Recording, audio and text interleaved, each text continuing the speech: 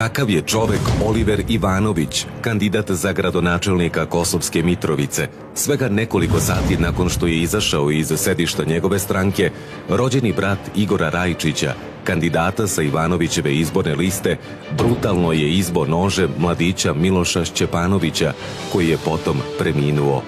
Oliver Ivanović nije zaplakao nad ovim ubistvom, ali je zato umeo da 15 dana plače za svojim Volkswagen Passatom. Da li je Ivanoviću član porodice Volkswagen važniji od života člana porodice Šćepanović? Da li želimo da ovakvi ljudi zastupaju interese srpskog naroda na Kosovu i Metohiji? Da li želimo da nas vode ljudi kojima je više stalo do svog automobila nego do života svog sugrađanina?